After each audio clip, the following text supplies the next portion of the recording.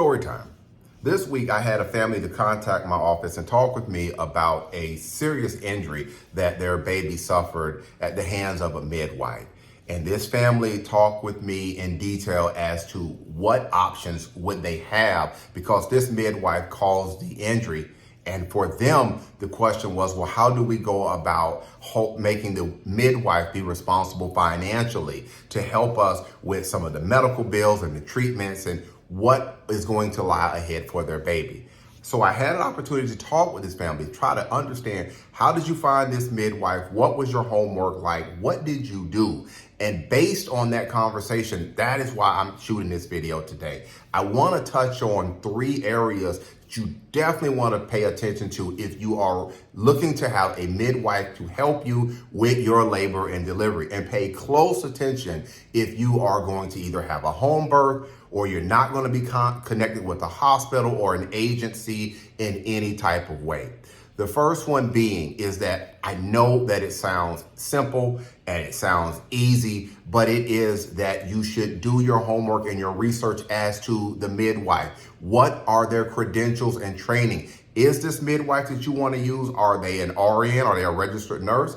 Do they have training in OBGYN? I know a lot of different states have different requirements and rules as to how to become a certified nurse midwife. I know each state can have different rules on that. So you may want to check with your state and see what type of rules and regulations that they may have in regards to midwives and their training. So the first one's going to be to do your homework as to the background and training of the midwife. The second thing that you want to do and you want to talk about, and a lot of times I know because having a baby, that can be a glorious time, having a new life come into the world, but you definitely need to talk with them about contingencies. What plans do they have if things do not go as planned? Especially if, let's say, you have a home birth that's planned and the nearest hospital may be a little distance from you. You need to know what types of contingencies that are in place if you go forward with this midwife. For example,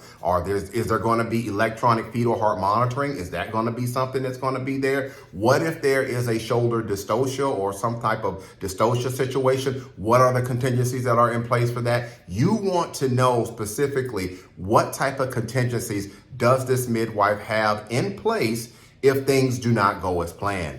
And number 3, this one is important, especially if something happens like what happened to the family that contacted me.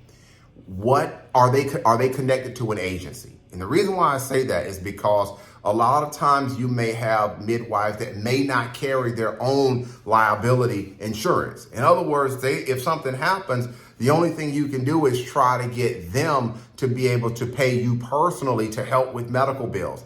When a child has suffered a traumatic brain injury, for example, an HIE injury or another type of serious injury, these injuries, depending on the severity, these injuries can run into the millions of dollars.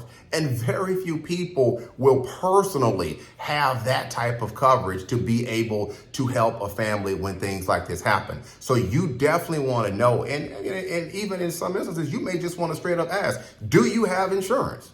Do you have malpractice or do you have some type of insurance if things do go wrong? Now, if they're with an agency or they're connected to an agency, you want to make sure that you do your homework on that agency too. Is this somewhere that looks stable? Does it look like a legitimate agency, or does this look like something that is fly by night, something that's not too stable? They're connected to a hospital or something like that, then of course, in general, there will be coverage or there will be things there. But you just want to make sure that you want to have this conversation, because if you don't, and you don't have this conversation and things do not go as planned and you have a serious injury, then you may be stuck like the family who I had to talk with earlier this week, because that midwife did not have any insurance. They did not have anything that of value personally that would be able to cover the injuries that were sustained by the baby. So I know that I talked about a lot in this video. And like I said, this is not a video